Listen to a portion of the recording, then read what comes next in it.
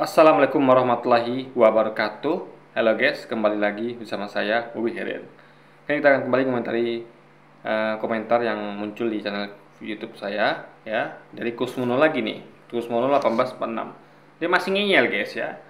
Dia bilang ini ngulang-ulang aja nih kan, kayak rusak komentarnya. Dia bilang bahwa Tuhan abad ke-7 menciptakan jin. Guys ya, Allah itu bukan Tuhan abad ke-7 ya. Makanya baca Quran yang baik ya. Allah adalah Tuhan ya, yang tidak terikat pada waktu dan ruang. Dia sudah ada sebelum semuanya ada. Dia yang ciptakan semuanya ini. Baca Quran. Jadi kalau dia mengatakan bahwa Tuhan abad ke-7 itu salah besar. Tapi kalau dia sadar kan, justru Yesuslah yang manusia abad ke-7, abad pertama. Yesus. Karena Yesus dilahirkan. Yesus mengalami proses kelahiran dan kematian. Jadi beda dengan Allah. Allah itu bukan Tuhan abad ke-7, karena Allah itu sudah ada sejak sebelum semua diciptakan.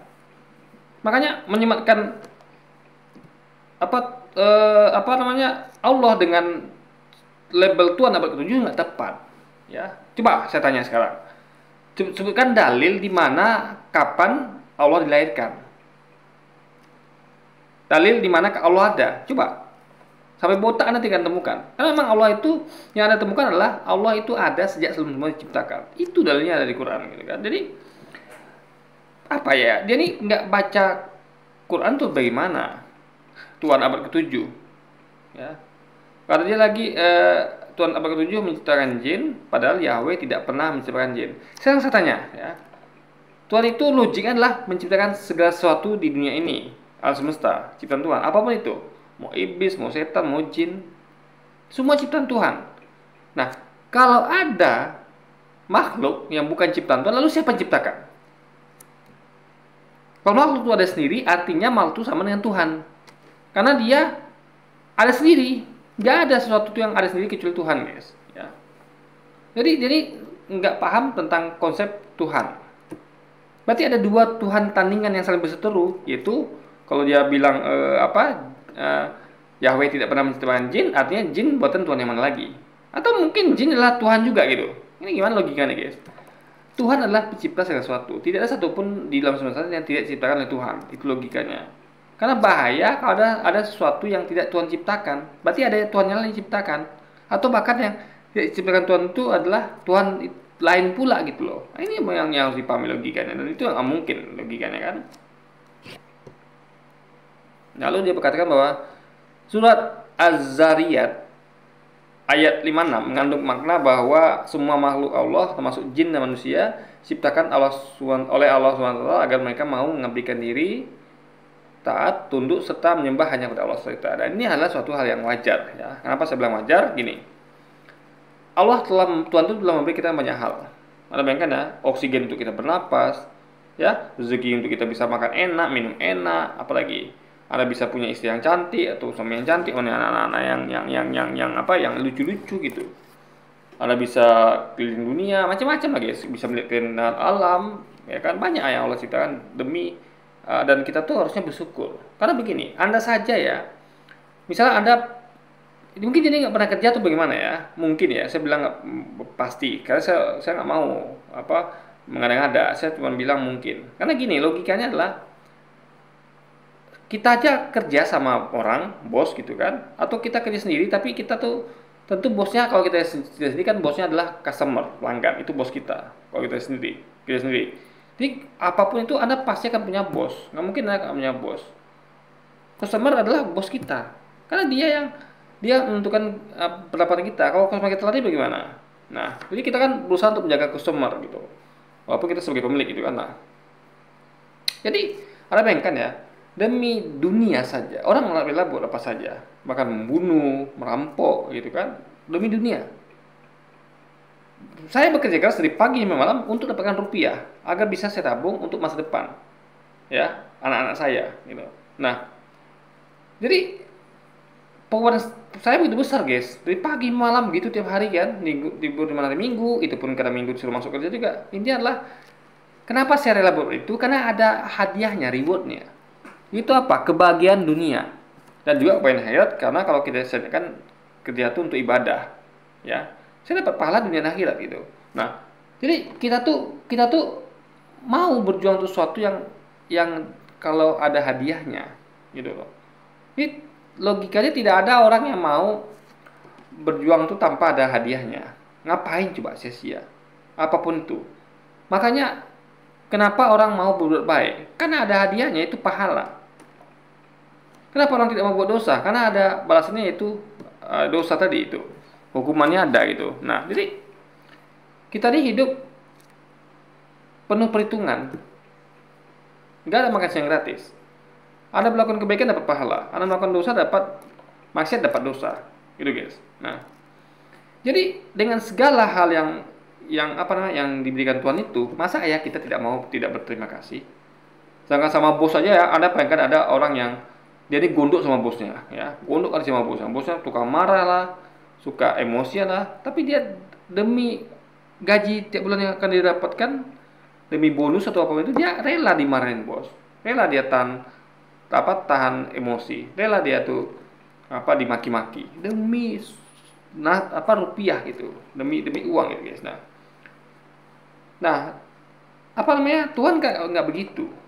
Intinya adalah kita tuh harus mengerti bahwa dalam Islam itu ada namanya pertanggungjawaban, ada namanya rasa terima kasih. Ibarat kacang mungkin lupa pada kulitnya ada. Jadi kita tuh harus berterima kasih kepada suatu entitas yang telah membuat kita ada, menciptakan kita gitu. Karena tanpa dia kita nggak ada. Tanpa dia kita tidak bisa menikmati hidup atau di dunia maupun akhirat. Anda bayangkan ya. Jadi Anda bayangkan ya, kenikmatan meskipun di dunia kita mendapatkan ada juga kemalangan gitu kan. Tapi itu kan dunia.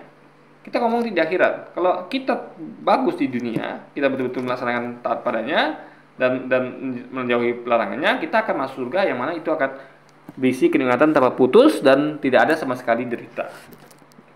Jadi itu adalah ultimate-nya surga itu, hadiah yang ultimate ya. Kalau di dunia kita masih merasakan sakit, masih merasakan lelah, masih merasakan sedih. Kalau di surga itu nggak ada.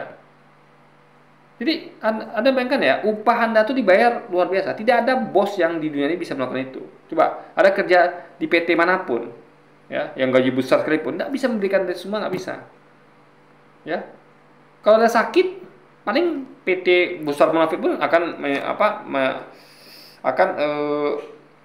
merujuk Anda ke rumah sakit besar mungkin. Tapi tetap Anda merasakan sakit kan? Tetap Anda tuh ada peluang untuk meninggal, atau Anda tuh akan terbayang lemah, nggak bisa makan enak, nggak bisa ngapa-ngapain gitu. Nah, tapi Tuhan yang ini lebih daripada bos Anda. Jadi logikanya adalah, pertanyaan kepada diri Anda ya Kusumono ya. Jadi kenapa kita bisa patuh kepada bos ya, taat kepada bos, tunduk, patuh, tapi tidak menyembah ya, karena bos bukan Tuhan. Ya, kenapa? Padahal kita dimaki-maki tiap hari. Padahal kita tuh ya kerjanya capek, banyak disuruhnya gitu kan. Kita pasti sebagai manusia kita tentu tidak mau disuruh. Kita tuh maunya kerja sendiri. Tidak ada orang mau kerja disuruh. Pasti karena terpaksa. Pasti karena terpaksa, guys. Jujurlah pada diri Anda. Tidak ada orang mau kerja disuruh. Nggak ada. Saya aja bahkan sebelum disuruh saya udah kerjakan dulu, karena saya tahu ini kalau saya kerjakan bukan suruh. Nggak enak disuruh itu, guys. Ya, kita tuh kayak seperti pembantu atau budak gitu guys. Jadi intinya lah kita tuh nggak mau disuruh. Nah, kita pun tentu ingin suka-suka kita, ya kan? Nah, tapi kalau sama bos nggak bisa, kalau sama customer nggak bisa. Nah, untuk itu kita mau berjuang, ya. Pagi pulang malam, kadang nggak pulang-pulang demi dapatkan rupiah atau uang. Apalagi demi Tuhan, yang hadiahnya lebih besar lagi gitu guys. Kan lihat ya, orang sampai demi kenikmatan dunia, orang sampai korupsi, ya. Orang sampai melakukan banyak hal, mencuri, merampok, membunuh, sampai mereka tuh jadi TKI, mereka tuh merantau, kuliah sampai S3, buang-buang waktu. Ya memang buang waktu itu bukan buang waktu dalam hal apa ya, itu berguna kalau apa. Tapi kalau ibaratnya namanya kalau nggak ada rewardnya kan berarti buang waktu. Ngapain aku kuliah kalau nggak ada rewardnya? Nah tapi kan ada rewardnya, makanya mau melakukan itu kan. Intinya adalah sesuatu tuh ibaratnya kita tuh harus melakukan sesuatu untuk dapatkan sesuatu yang lebih gitu.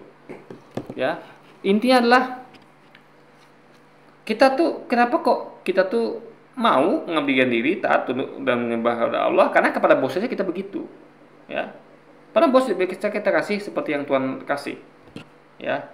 Kita saat napas apa bos bisa kasih kita apa kalau misalnya Tuhan ambil oksigen di bumi ini apa bos bisa kasih kita oksigen? Ya, ada kerja sama bos. Bos, ini oksigen hilang guys, gas di muka bumi, bos. Ya, Tuhan itu mengambil oksigen ciptaannya. Kita bernapas sebagai apa? Apa bos bilang, "Oh, tenang, saya bisa menciptakan oksigen." Apa bisa gitu kan? Tidak begitu. Jadi kita inilah suatu hal wajar ketika kita tuh menyembah, taat, patuh pada sesuatu yang lebih daripada kita, apalagi sesuatu itu memberikan kita banyak hal, bahkan hal-hal yang betul-betul yang memuaskan, hal-hal yang udah puncaknya guys, kenikmatan, yaitu surga nanti, yang tidak akan pernah Anda temui di dunia bagaimanapun, tidak ada kenikmatan itu. Anda mau cari kenikmatan apapun dunia tidak akan bisa dapatkan seperti yang surga berikan. Itu luar biasa. Bahkan di dunia pun Anda bisa menikmati segala hal yang Anda bilang paling nikmat di dunia. Apa sih paling nikmat di dunia? Anda tidak akan merasakan sakit. Anda akan tetap merasakan momen di mana Anda tuh kurang selera, kurang bernafsu untuk melakukan itu. Untuk melakukan apa namanya yang Anda bilang nikmatan paling tinggi di dunia, ya. Karena Anda sakit atau ada tuh ya lagi stres segala macam. Nah, tapi kalau di surga tidak, guys. Intinya adalah Tuhan telah memberikan segalanya dan akan memberikan yang jauh daripada itu. Nah, kenapa kita tidak tahu rasa terima kasih? Ya, itu poinnya, guys. Jadi, rasa terima kasih karena telah diberikan banyak hal oleh Tuhan. Ya. Sedangkan untuk bosnya kita mau melakukan banyak hal. Mati-matian demi bos, apalagi ini Tuhan, guys.